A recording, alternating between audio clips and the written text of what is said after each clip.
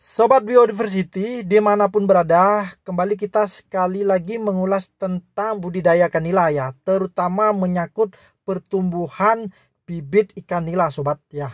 Nih sobat, perhatikan sobat, itu adalah ikan nila anakan ya, ikan nila anakan usia 1 bulan, ada yang 1 sampai 1,5 bulan ya.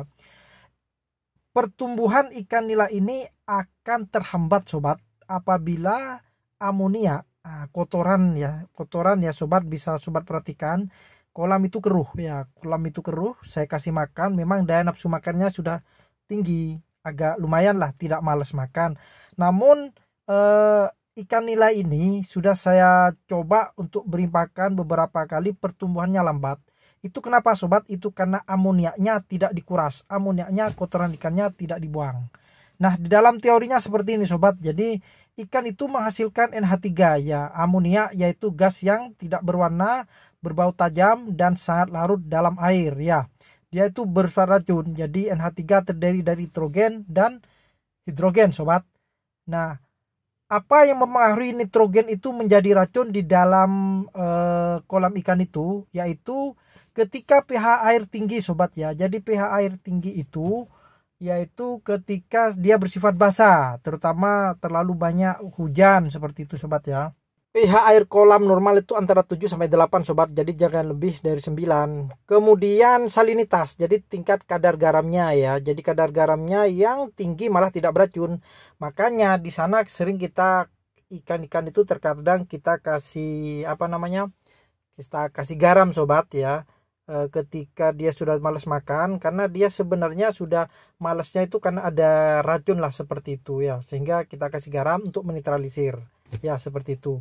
Nah, dengan kondisi salinitas atau kadar garam tinggi malah dia tidak beracun, namun kalau rendah malah beracun sobat ya, begitu. Kemudian selanjutnya kondisi banyak oksigen terlarut ya, akibat dari air rotor, gelembung-gelembung atau air mancur sobat, itu malah bagus karena akan mengubah nitrogennya menjadi nitrat ya, menjadi tidak beracun.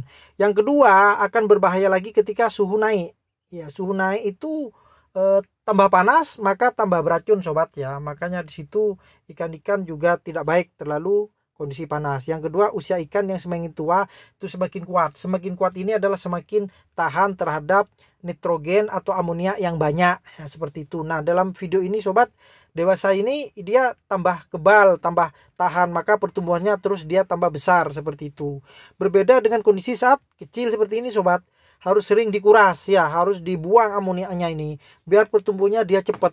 Kalau enggak, sobat akan memelihara ikan ini bisa sampai 3 bulan sobat usianya ya. Seperti itu, tidak besar-besar. Beda dengan ini pertumbuhannya terkadang sudah cepat karena dia sudah kebal dan sudah beradaptasi dengan kondisi lingkungan. Namun akan lebih baik tetap dikuras ya, melakukan pengurasan agar pertumbuhannya tetap semakin besar. Oke sobat, jangan lupa bagi yang baru melihat channel ini untuk ditekan subscribe ya, dan di share, dikirim atau tulis komentar ya, agar semakin meningkatkan video-video yang kita buat sobat untuk budidaya ikan nila ya. Sobat, budidaya ikan nila ini sangat bermanfaat, baik untuk hobi, untuk kesenangan, ataupun untuk kita bisnis atau jual ya. Oke, terima kasih sobat ya. Assalamualaikum warahmatullahi wabarakatuh.